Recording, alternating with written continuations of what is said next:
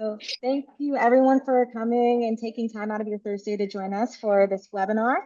This is going to be covering our Reliable Recycling for Houston campaign and how we attempt to improve trash and recycling services in the city. And we have a variety of speakers with us with a lot of great perspectives on solid waste management here that could just help hone this in so we can all work together to have reliable recycling for Houston. Sorry, just to give our agenda for the day, we currently are going to just do a welcome and introduction. We're going to have council members speak, then we're going to do some background and look in the field with our next speaker, Craig Semiens, who's finishing his shift right now. Then we're going to talk about what needs fixing in solid waste management and some zero waste strategies with Speaker Stacey Savage. We're going to talk about our campaign solution and how we think we can bring reliable recycling for Houston with a solid waste sweep. Give y'all some action items so it's not just you listening to all of us talk, and then we're going to do a Q&A and closings. So let's start with some introductions. I'll say for myself, my name is Gabriela Andia, and I'm the Waste and Recycling Associate at Environment Texas. So I handle all of the waste and recycling issues, and specifically for this Reliable Recycling for Houston campaign. Before this, I was a recent graduate at the University of Houston. So go Cougs always. And I also gained some experience working in Houston politics through interning for the Mayor's Office of Economic Development, being a legislative intern for Congresswoman Sylvia Garcia in DC, and working as a state representative working as a legislative aide for State Representative Ana Hernandez during the Texas State Legislature. So through those experiences, I've gotten more familiar with our Houston constituency and Houston politics and love this city. So I'm glad to be doing work for it. And what is Environment Texas? We are a statewide nonprofit who aims to restore and protect the natural world. We advocate for clean air and clean water, parks and wildlife, and a livable climate. And through that mission, we've been able to secure $1 billion in funding for Texas state parks during the 2023 Texas State Legislature. And we've also won one of the largest clean air lawsuits in the country, which covered basically holding ExxonMobil accountable for dumping over 10 million pounds of illegal pollutants in the Baytown area. So we take pride in being able to deliver results in our work.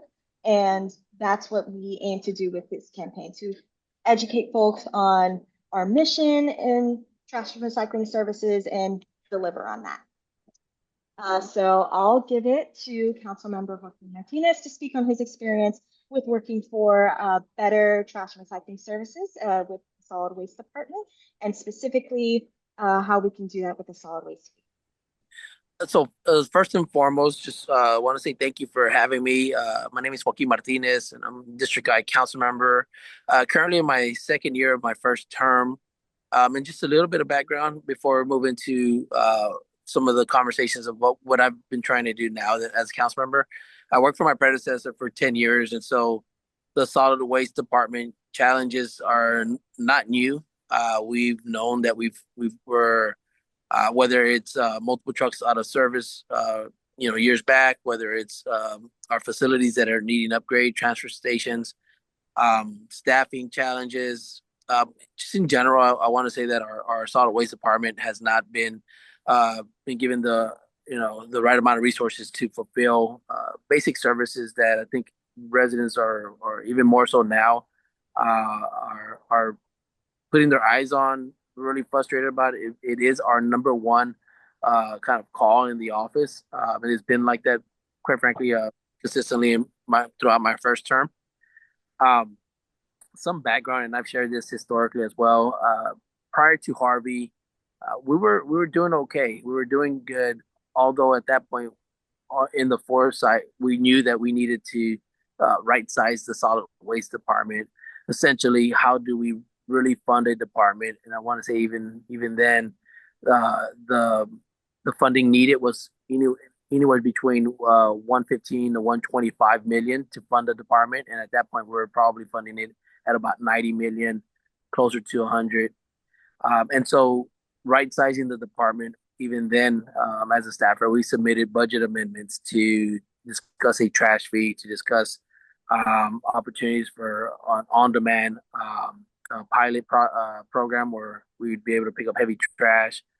So it was always a conversation that we had, and understanding that there's always different challenges that come up. Uh, Many of us have been feeling Houston strong for far too long. I think thankfully this year we finally did not have a major storm, but we've been having consistent major storms where our solid waste department has also been utilized. Um, and it really hasn't allowed us to really focus on the actual programming operation side of solid waste. But this has been something that my team and I have been very focused on. Uh, I'm something that I've been pushing and I'm supportive is a dedicated solid waste trash fee, something similar to other major cities in the state that would allow solid waste department to have more predictable funding. We don't know what that actually fee would look like specifically per resident, but the goal would be to offset funding from our general fund by creating this enterprise fund solid waste trash fee, and then identifying from those dollars that we would alleviate from the general fund a portion of that to be able to right size the department. Right now, the cost that we've been given is roughly about 125 million, 120, 125 million to really start getting solid waste into a more reliable service. Um, in that as well, one project that I'm excited about, I've submitted a budget amendment the past 2 years was a heavy on-demand trash pickup. So the pilot will be kicking off in District I, also in District K, and a lot. This will basically be allowing heavy trash pickup to be whenever residents are actually needing it.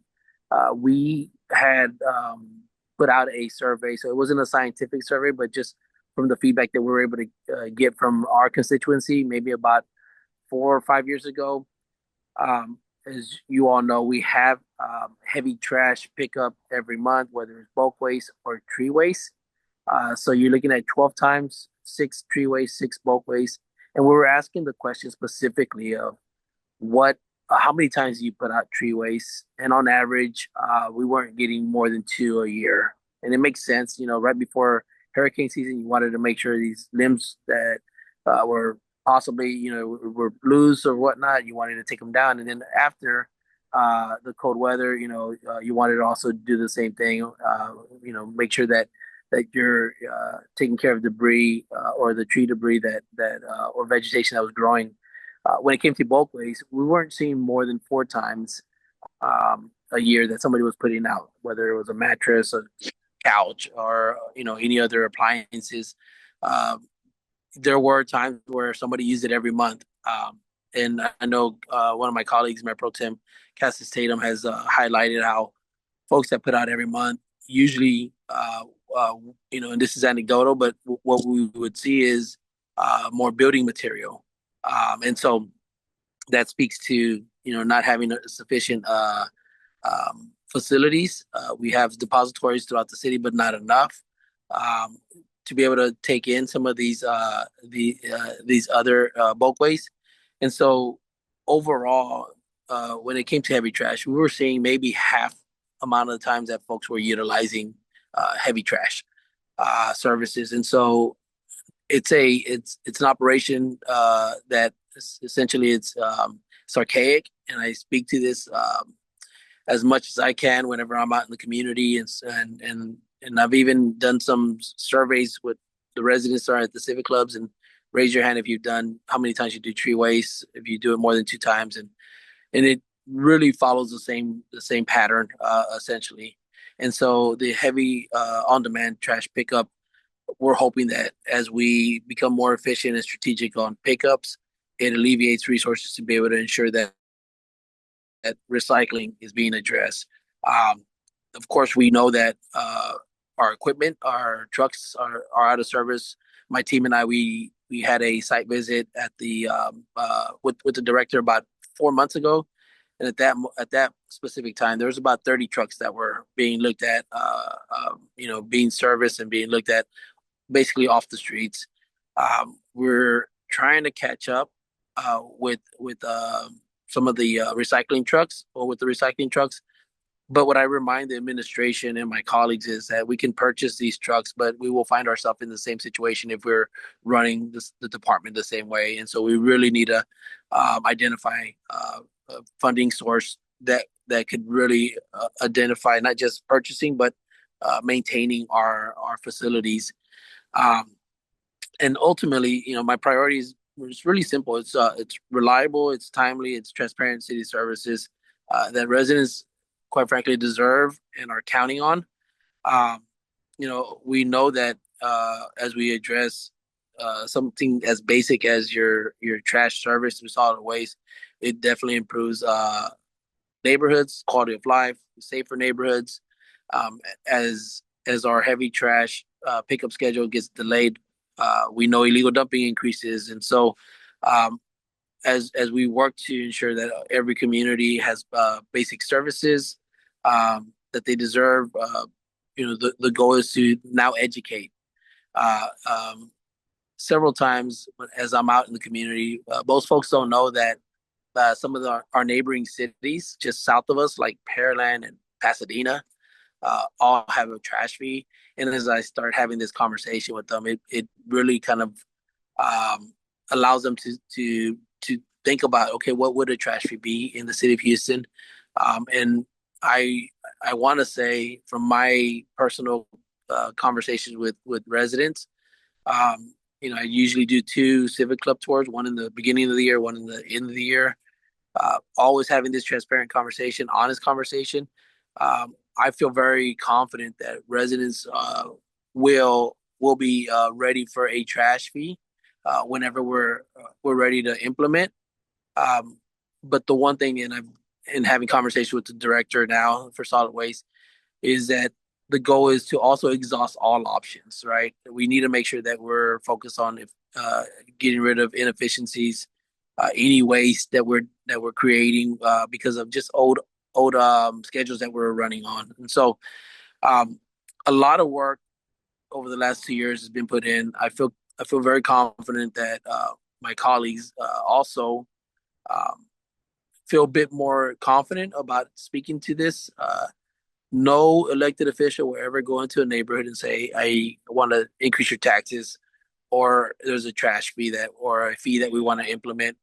It's something that, um, quite frankly, I've been told, well, you need to win your next election, so you can't talk about increasing fees or even taxes. Uh, but I have this conviction, quite frankly, that if we don't do these things, we won't only continue the services which are bad that we have.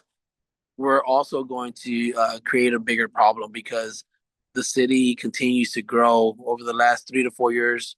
Solid waste customers have increased by 45,000 new residents. And I don't see that slowing down or decreasing.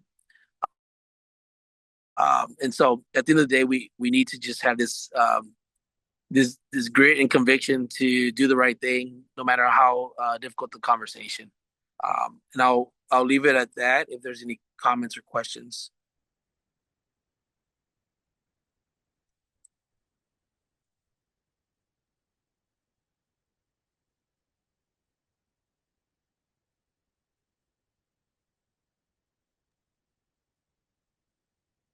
did we lose Gabriela?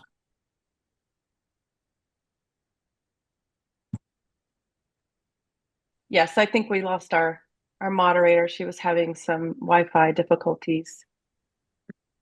So let's look in the chat. Folks, if you've got any questions, I can step in until we get Gabriela back.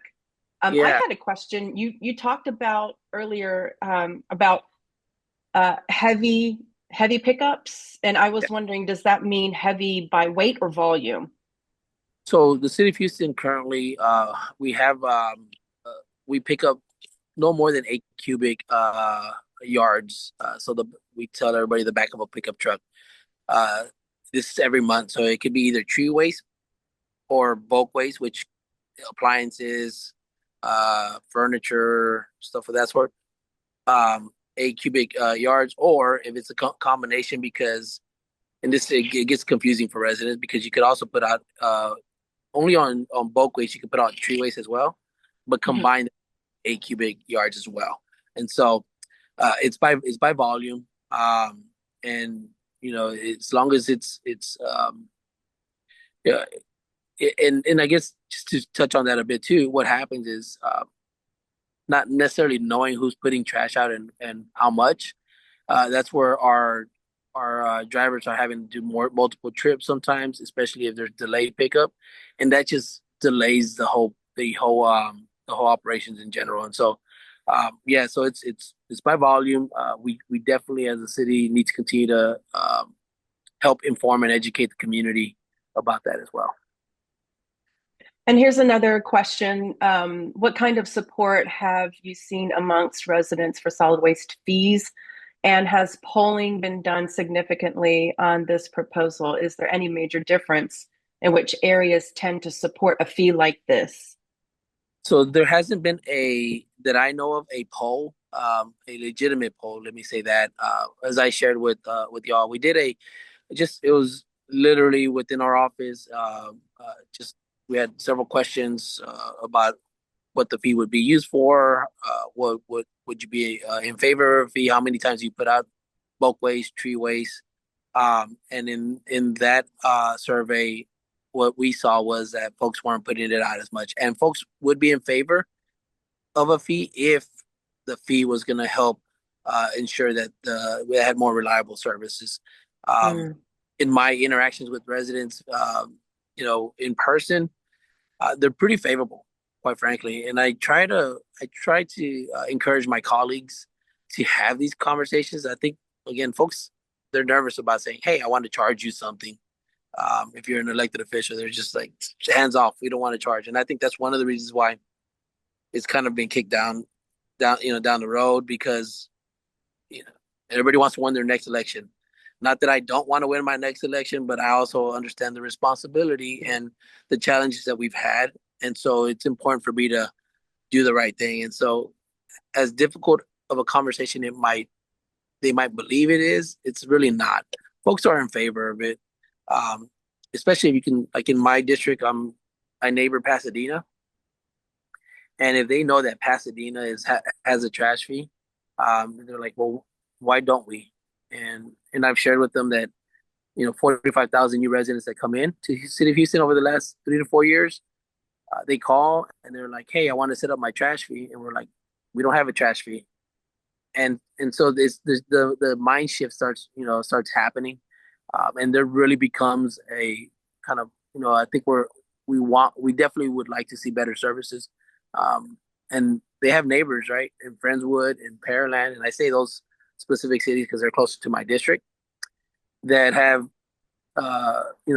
they talk to them about their trash service, and they're telling them they got twice a week and heavy trash pickup, and everything works well. Again, that's the conversation that I want to make sure that we're continuing to have with the community. Gabrielle, I'm going to turn it over to you. I know we've got a bit of a time constraint here, so Yes, take it away. Sorry, we you. lost you. No, Welcome these back. problems. Thank you. These problems only started once the webinar started, so I Of was like, course. okay, that's great. But clearly picked very good speakers to come and handle that situation for me gracefully. So I really do appreciate y'all. So I'll go ahead and go back to the slides and just confirming, can everybody see the slides? Everybody good on them? Yes. Okay, perfect. Again, thank y'all so much for speaking and answering folks' concerns and questions. Just to give a picture and bring some data to what y'all heard from the council member and Stacy. So in the past year, over 60,000 service requests are made for missed trash and recycling pickup. And in the past 4 weeks, as of November 25th, almost 3,000 were made for missed garbage pickup, almost 3,000 for missed heavy trash pickup, and over 1,000 for missed recycling pickup. And that was just in the past 4 weeks. And I imagine with the holiday season, those numbers definitely saw an uptick. And also our recycling rate in Houston is estimated to be just 16%, which is half the national average. And so again, that's the current state of Houston's trash and recycling right now. And one major reason is that Houston spends only about half as much per household on waste services as cities like Dallas and San Antonio. Despite Houston being the biggest city in Texas and the best city in Texas, we are falling short when it comes to meeting the funding and capacity needs for our city. We're missing the revenue that every other major Texas city has for solid waste management. And to paint a picture with some comparisons to San Antonio, which is going to you'll see a lot of comparisons made to San Antonio, considering they are the second largest city in Texas, and we do have comparable service rates. You can see here that Houston, this is pulling from the 2022 long range plan from Solid Waste Management Department, that we serve almost 400,000 households estimated, which actually I believe is now over 400,000 households, while San Antonio serves around 360,000. And the full-time employees, that's what the FTE stands for, that we have for those 400,000 households is 437, while San Antonio has 619. So they have less households served and more employees, despite being a smaller city than us. And you can see that consistently when compared with other cities. And if you go on that 2022 long range plan, you'll see that Houston has the least amount of employees for the most households served. And this is a slide from our from the city controller when he was in his office was reporting to the Budget and Fiscal Affairs Committee this October, just to give some more recent numbers. You can see Houston has $0 for revenue when it comes to garbage and solid waste, while San Antonio has 127, Dallas 165 million, Fort Worth 92 million, Austin 101 million, El Paso 53 million. So again, you can just see clearly that we're not meeting the need in the way that we need to for a city with such a large population compared to other cities that are smaller than us. And just turning it over to Craig Sinians, who is an equipment operator and a Solid Waste Hope Union member, to give perspective on what it's like on the field as he's out on the field today. And just to clarify, he's not speaking for the Solid Waste Department, but he's speaking from his personal experiences as an equipment operator and can give a lot of guidance on how that goes from his end. So I'll pass the floor to you, Craig. How you doing? Can you hear me? Yeah, I can hear you. Good evening. Oh yeah, I'm just here to speak a little bit on my experiences out here working for solid waste. Uh, of course, I know a lot of people don't know that solid waste been around for like 32 years, and that's a long time for this uh, department to be around and be operating the way that it's been operating. Um, and also, for citizens to not be paying a garbage fee. We need that garbage fee bad. We need that garbage fee not just to have a garbage fee, but for trucks, for employees, etc. You know, it's a shame that you have a lot of smaller cities that have a garbage fee and we don't. You know, for years it's been that way here. And it's just something that we need to get past.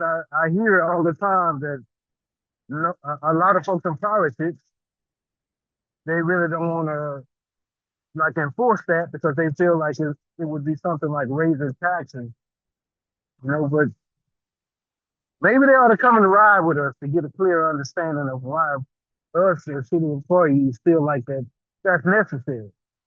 And then for people to be moving here from other cities that are used to paying those garbage fees, they have no problem with doing it. I think it's all about how they enforce that as well. Because if you start out with a garbage fee, I mean, it don't have to be a whole lot of money starting out. It can go up gradually over time. I mean, we got to start somewhere in order to take this back and to fix the issues. Because it's major because we really need new trucks. We don't have enough manpower. We don't have enough trucks out here in order to supply the needs of a growing city. I mean, people can ride around and look at the city for themselves. It don't have to be a city employee. You will see new homes being built in every neighborhood across Houston. So how is it possible for us to keep up with the growth? We can't. Only way we're going to do that, we need those funds. you know. And we need to be in an enterprise instead of this general fund.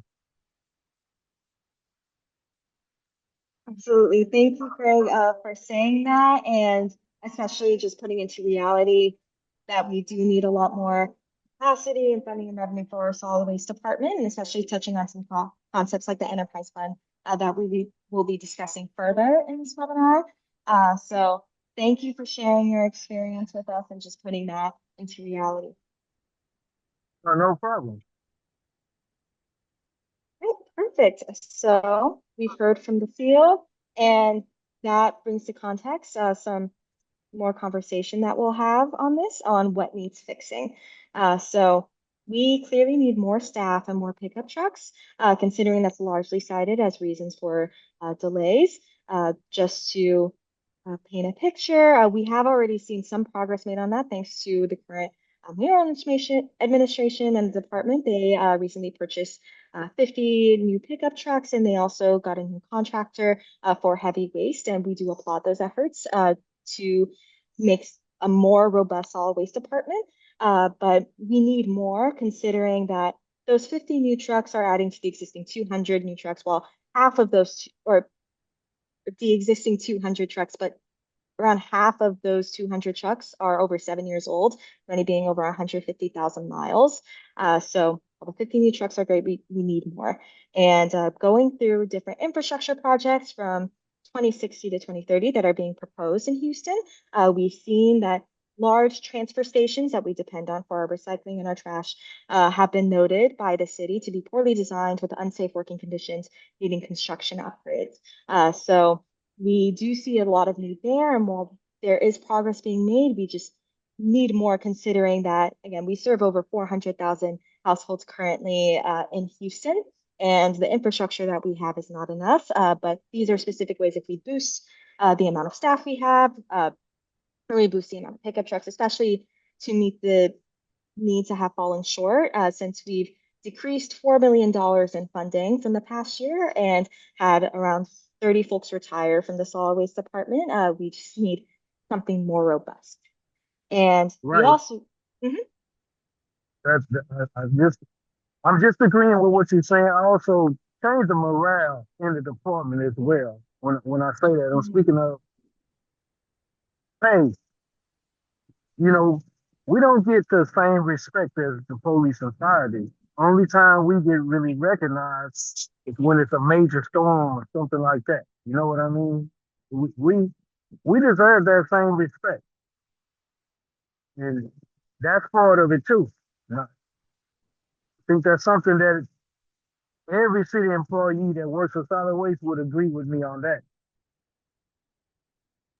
Absolutely. Y'all are essential service workers, and everybody needs their trash picked up. Everyone needs recycling picked up, especially in moments of a disaster when you can just see that clear as day with how much is left after natural disasters in Houston. And considering we've had so many recently, it's like y'all should be treated as the essential service workers that y'all are, especially when it comes to the budget, because there's saying it's like you can see how important the policy is and how important the department is with how much is allocated to in the budget. And y'all clearly need more respect on that, especially considering all of the work that y'all do for Houston. So thank y'all so much for the work that y'all do. Appreciate that. And yeah, of course. And we also we need more staff, we need more infrastructure, and we need upgrades to those. And we also really need more public education campaigns. From talking with folks on the ground, it seems that there's a huge issue of contamination, and not just in addressing contamination as it comes up, but Houston constituents just preventing that contamination from happening in the first place. Considering a lot of recycling, it it can get sent to a landfill because it has food waste, it has thin plastics and thin material that can tangle up the machines. And Councilmember Alcorn, when she recently visited the FCC recycling facility, she was able to see that around 40% of recycling was contaminated, which means around 40% of recycling was not diverted properly and was sent to a landfill because of those issues of food waste. And one that one part of that issue is that we just don't have the sanitization structure currently to address that food waste as it come. We don't have the updated trucks we need to have hot shower baths for a lot of recycling. And we also just don't have the public education piece of it currently, where we're educating constituents on what it means to properly recycle and what it means to have proper waste diversion. And I also wanted to highlight a number that over 6,000 service requests were made to 311 concerning recycling participation, which means getting a new recycling bin for a new house. So folks that are moving into Houston, folks that are moving in between houses in Houston, there is a clear demonstrated interest to be involved in recycling. And we just want to make sure that on the department side and on the constituent side that we are able to address contamination and have proper recycling measures, which we can have if we just have more, again, we're more robust infrastructure, we have more public education campaigns and just more connection between Houstonians where they live and how they could deal with their waste. And That's right. for that, I'll pass the floor to our zero waste expert, Stacy Savage, who you've heard wonderfully moderating the conversation earlier, but she is an expert in zero waste practices, and she'll be able to give a lot of good insight when it comes to how we can, again, bring that out into the.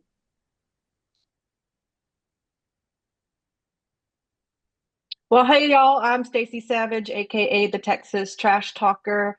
I'm founder and CEO of Zero Waste Strategies, and we're an environmental consulting firm based here in Austin. We work with customers such as large corporations, Dell, AT&T, Apple, Nestle are some of our clients, as well as institutions. So Boston University is one of our clients, and also municipalities. We've worked with the City of Austin Resource Recovery Department, City of Fort Collins, City of Springfield in Missouri. So Zero Waste kind of runs the gamut. If you want to go to the next slide, Gabriella, we'll get into it here. So Houston is at a major crossroads, as you can see here. What do we do, with the general concern around waste issues? Yes, we've got trash, we've got the landfill issue. That's something that's been in the works for the past 120 years, right? It's a very archaic system. We do have recycling right now, but a lot of times the cross-contamination issue is the big bottleneck, and changing human behaviors around that as well. And looking at food waste and yard waste and how that drives about 40% of our entire waste stream is organics. So that all points to using the business model of zero waste, which is a hierarchy of best and highest use of materials. So you know about the 3 R's, reduce, reuse, recycle, of course, but there's actually about 9. So whenever we fold in that hierarchy, refusal is first, then reduction, then reuse. We have repair, remanufacturing, refabrication, resoiling, which is your compost, and so many more of those like re's that we need to address before landfill is even an option. And so it's really great to be here with you all today. And, the one core idea is that when we fund recycling and education properly, it's not just a feel-good kind of thing about the environment and community participation. The nuts and bolts of it is when we reduce our waste, we reduce costs, we can protect worker safety, we can give those workers in the solid waste department that Craig was talking about the respect and dignity that they deserve as critical workers in our community. It also helps keep neighborhoods cleaner. It creates local jobs in the circular economy, and that all drives benefits to Houston residents and businesses. So the funding really matters because recycling is a public service. It's just like water, streets, public safety. When this category or this sector of the city budget is underfunded, everyone feels it. Residents get inconsistent services, workers deal with broken trucks and overflowing routes, and the city pays far more to bury our valuable materials in a landfill rather than putting them back into the economy through the reuse sector. So the funding does matter. First, through the infrastructure, the trucks, the carts, the transfer stations, all those processing facilities, they have a lifespan. So without regular investment, we can see more breakdowns. All of those missed collections that we've already talked about can increase, and higher overtime costs as well, because secondly, the staffing is insufficient right now. The funding is going to allow for increases in those FTEs, stronger training, and time for outreach in the community. So these workers don't just pick up trash, they have conversations with people in those neighborhoods. This builds trust, and this would give them, with shorter routes or more densified routes, to be able to build that community trust and help people out wherever they need. There's the little old lady that might need help rolling their cart up to the curb. Well, if you're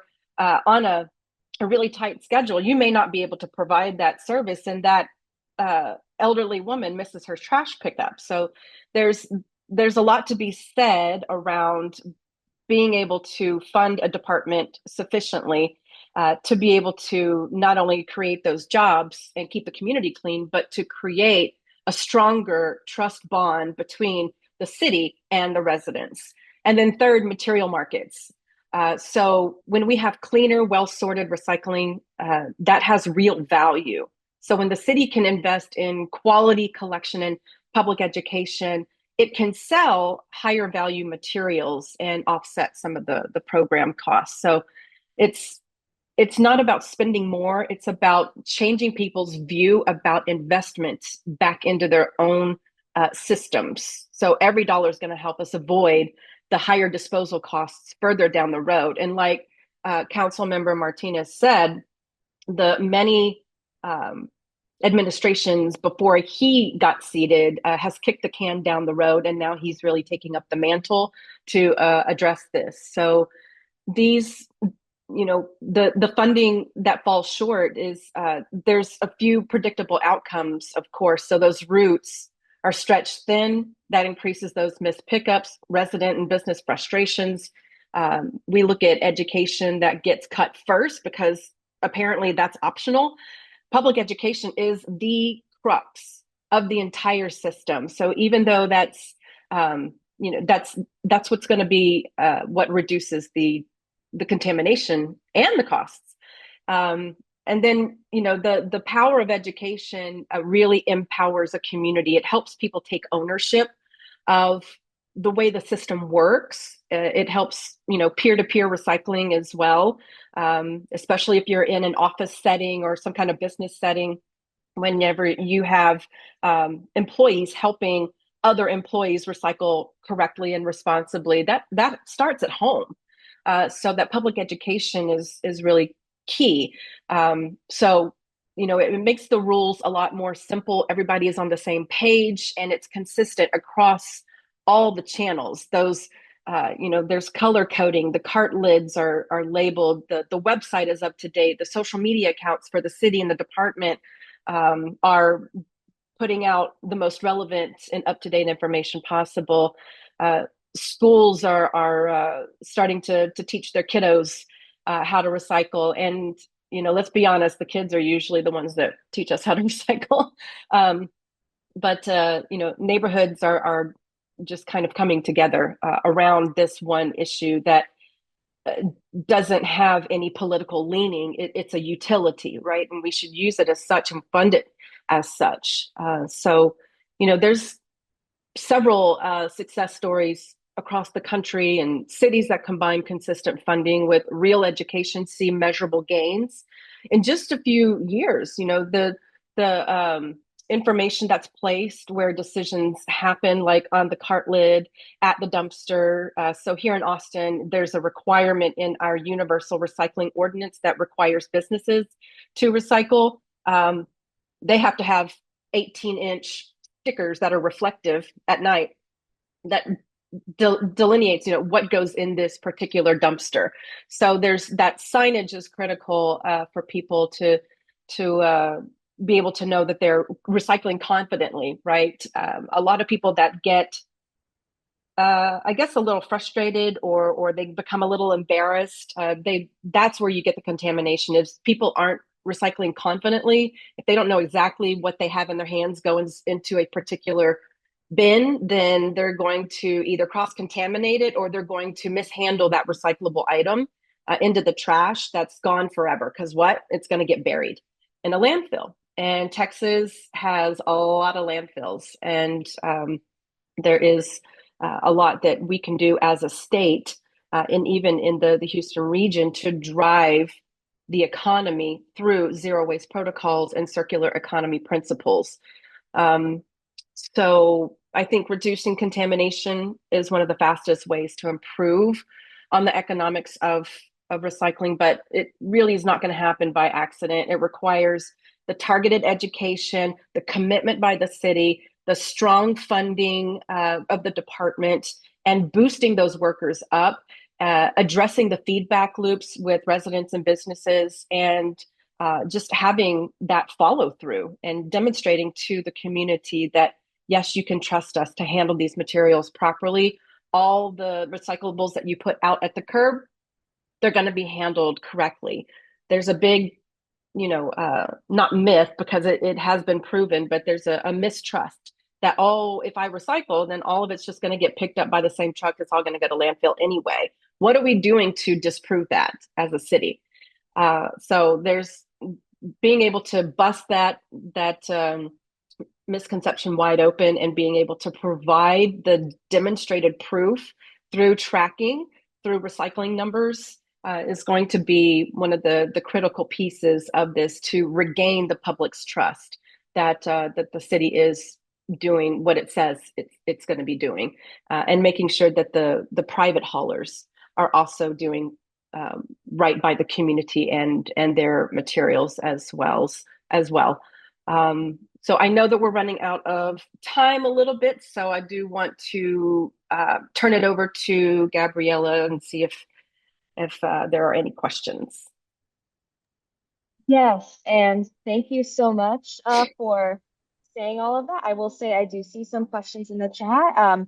We're going to save those a little bit to the end because a lot of those questions will be covered by the rest of this presentation, but I do want to let y'all know that I do see them and we will definitely get to them. Just to continue on with the presentation on our solution of a solid waste fee.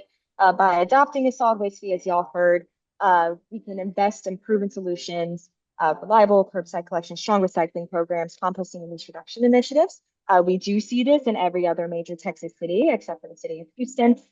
Typically, it'll be a range of $30 per household that is charged to even upwards of $60 per household. We don't imagine anything upwards of that cost would be passed in Houston. But those are the rates that we see in other cities. And we believe a rate of around $25 per household would be at least a good step to meeting the needs of folks when it comes to improving our solid waste management system in Houston. And just referencing that slide with the city controller that I showed earlier, and we are missing at least like $127 in revenue that we really could be getting with a solid waste fee. And that'll also free up the general fund to be used for other programs that the general fund uses to fund all of Houston services.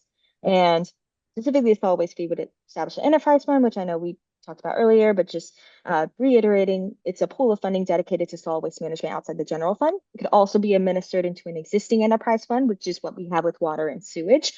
So all of your water and sewage fees, they all get collected and all are only used for water and sewage. And it's up to the current administration on how they plan to administer that, but we just do see that coming up, especially in January and February when discussions of the budget for fiscal year 2027 are made more into light. So it's likely that local ordinance is going to be proposed with it taking effect July 1st, 2026. And I also have a little excerpt from the fiscal year 2026 5-year forecast for the Houston budget that Houstonian input is a priority, and I really want to highlight that as a priority of our campaign and priority of pushing for a solid waste fee with our current administration, because ultimately this is supposed to be a program that benefits Houstonians and make makes it so that Houstonians have reliable curbside collection, have reliable ways they can recycle, and know that they can get their trash and recycling picked up on time. Which it's why we're having a community webinar such as this. So folks such as y'all that are on this call know about the specific efforts that we're doing, how we plan to push for this. I would say for this week, I had conversations with around 5 city council members on this solid waste fee, and also have had conversations with different community groups with this webinar, and that is something that I do want to encourage. This would be under a pay-as-you-throw model, so it wouldn't be a flat fee. It would be a fee where the more you throw, the more you pay, the less you throw, the less you pay. So it works like a utility bill. In practice, this involves having typically 3 size garbage cans instead of the 1 size garbage that Houstonians have, which is standard 96 gallon, which is actually considered a large and extra large size for most cities. So having that as the only option is a little interesting. So you would have a small size available and a medium size available, and those would cost less than the large size. So it would allow folks to pay less and also incentivize folks to have more waste diversion, because the less waste that you throw in the trash can is the more plastics or more recycling that you could go into, because recycling will be free compared to these garbage cans. And just to give a comparison, in San Antonio, Pay As You Throw was implemented in October 2015, with the rollout completed April 2017. While recycling rates have been observed increase, I believe they were able to increase the recycling rate by around 10% from 30% to 40%, with the goal of meeting a 60% recycling rate. And organic collection experienced high participation and made available to everyone through Pay As You Throw. So we do see some successes with this program that we hope to continue, and specifically make sure that there's a tiered system. So folks are incentivized to divert their waste and produce less waste as a whole. And we also wanted to highlight that the solution is not chemical recycling, which in 2024, Houston established a memorandum of understanding where they partnered with petrochemical facilities to promote so-called chemical recycling, which is something that was supposed to address the harder to recycle plastics or syn plastics, but unfortunately, it leads to heating up those plastics in a system called pyrolysis, which releases a lot of cancer-causing chemicals, which is not something we want to add to Houston, especially considering the cancer clusters that we currently have in Houston. So we want to make sure that we emphasize that chemical recycling we do not believe is a solution. And just to go further into that, even the plastics that are supposed to be chemically recycled, they often are stockpiled in open air facilities with exposure to numerous fire code violations. Air Alliance, our partner organization, was able to track those plastics and track those plastics recycling facilities. And one of them in 2023 even erupted in flames.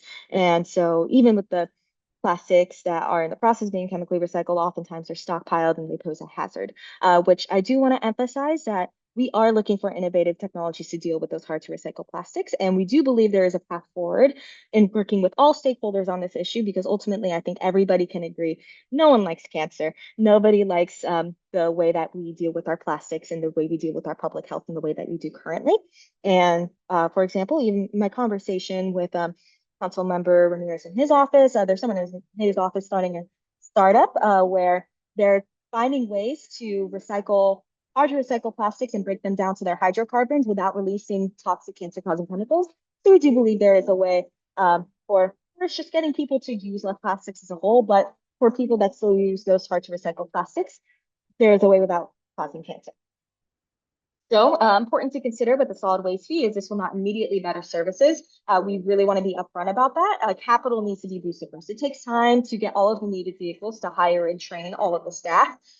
So this is supposed to create long-term stability for our solid waste management department, so that we can fix a problem that has ultimately been there for decades upon decades. This is not a short-term fix. This problem is not something that can be fixed in a day. It's something that will take time, but once we see this solid waste fee implemented, there have historically been results for other cities. There's also opportunities for grants and accessing revenue outside of consumers by expanding recycling initiatives. For example, we see with the EPA and the Recycling Partnership that they've historically given grants to local governments that expand their recycling initiatives. Pay-as-you-throw has also been shown to reduce illegal dumping rates after communities adjust to the program, according to the EPA's Legal Dumping Prevention Guide. And I know I did see a lot of concern in the chat, and especially with conversations with folks on ways that this would impact low-income communities and those that are disabled and those that are seniors. And that is something we do want to consider, especially since, again, this is a program that is supposed to ultimately benefit Houston. And we do see models with other programs such as the Water Fund, where there is a pool of funding from donations used to pay for folks that aren't able to pay for the water fee and have that fund for low income folks.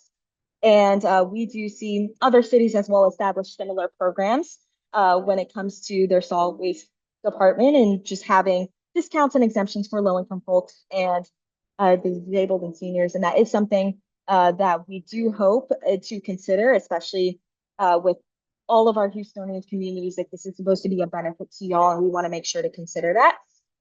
And some action items is our petition. If you are convinced by our argument for a solid waste fee, you can scan this QR code to sign our petition. This is, again, what we're taking as our public front to the mayoral administration, city council members, that this is a community stance and that we need a solid waste fee. We need more robust trash and recycling services.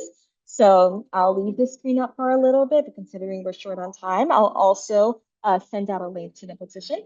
If you're not convinced, definitely feel free to just talk more with me on how we can make this program something to benefit you. Because again, this is for Houstonians. We're making sure that this is ultimately a benefit. And if you're the head of an organization or you're on the board for an organization, we also have a letter that we're taking. If you want to scan that QR code as well. Again, since we're short on time, I'll leave this slide up for a little bit and then send out a link following this webinar. But here are some of the organizations that have signed on to our letter for a solid waste fee. I want to highlight our super neighborhood groups. 48 and 62 have signed up with us. And so that is something we are seeing community support for. And again, in conversations that we're advancing with different civic clubs and community groups, just making sure to keep that perspective in mind for the campaign. And if you'd like to be involved in our advocacy efforts, you can join our volunteer steering committee, where you can send me an email at ghamdiaenvironmenttexas.org with a request to join our volunteer steering committee. If you're interested in joining our efforts to talk to different community groups, lobby city council members, and support events such as these, that would be great. And the deadline to submit a request is Wednesday, December 17th. It's a soft deadline. So if for whatever reason you're not able to meet that deadline, still feel free to just send me an email anyways, and we'll still consider you. And I want to say, and if you are on the fence about a solid waste fee, or if you want to have more discussions with me about this campaign, I completely welcome your input on this, because this is something we want to have as many perspectives in Houston join in with us as possible. And I want to make sure that you're doing this in representation of the public interest. So again, whatever your opinion is, we welcome your insight and your interest into this campaign, and feel free to shoot me an email. All right. And so again, we're short on time a little bit, but I'm happy to answer some questions along with our panel here about our overall campaign. So I'll see if I could just take a look at some of the questions and see if we can pick some that may not have been covered already. All right, just going through those right now.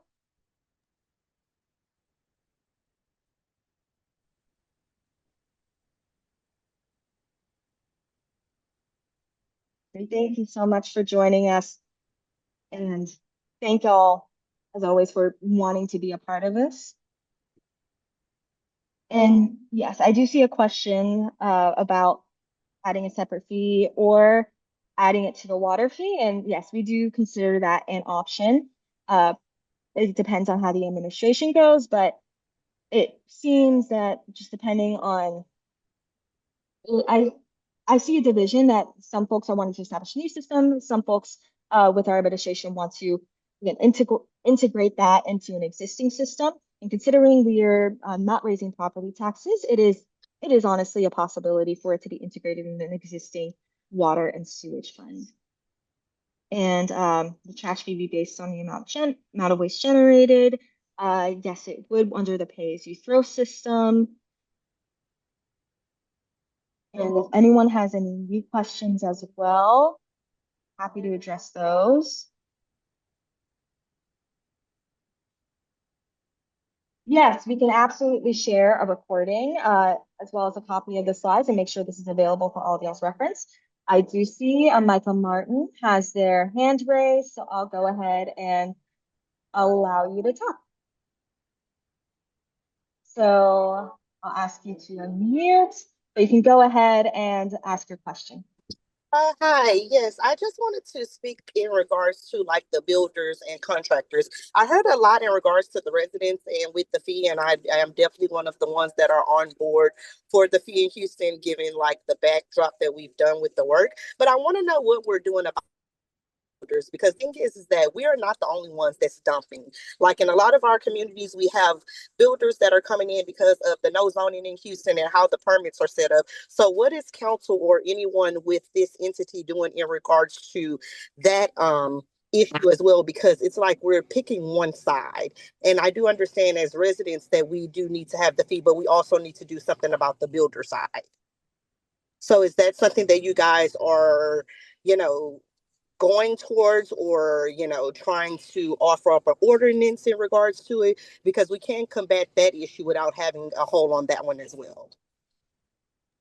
Yeah, absolutely. That's a great question. I will say our efforts as of now have been specifically focused on a solid waste fee since it focuses specifically on our mission of working towards a zero waste in Houston. But that is a good point that this needs to be done in conjunction to affecting the permitting with builders and contractors. And in conversations with city council members, I have had that reference that they are trying to address that. But when it comes to addressing those efforts ourselves, that is something that we haven't done as much work in. However, if you'd like, I'm happy to look more into that as well on how our campaign can coincide with such efforts. And feel free, again, to contact me and I'm happy to also just reach out and share any insight or information that I receive based on that issue. But thank you so much for bringing that up. Yes, ma'am. Thank you. No worries. We'll be in contact, Ms. Gabriel. Yes, thank you so much. Thank you. And I see another question. Will the service be privatized or will the city continue to manage? This is ultimately, it's probably going to be, there's some mix of privatization there. With this campaign, we are trying to push this to manage public services and to improve public services specifically. So this is to make sure that all Houstonians have access to the solid waste management that they're buying into. There are current existing programs where you could go into private services, and there are some neighborhoods that do that. But our goal is to more so continue dependence and reliance on public services because that's what we see the most people rely on, and that's where we see the most robust ways that we can really benefit a solid waste management.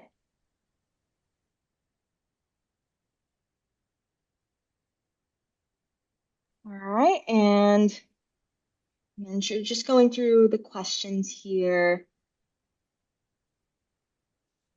Since we are a little over time, since it looks like we've addressed most of these questions already in our slide, we're gonna just go ahead and close. Feel free again, send me an email. I'll type it in the chat to everybody with any questions you have on this campaign or any concerns you have on this campaign.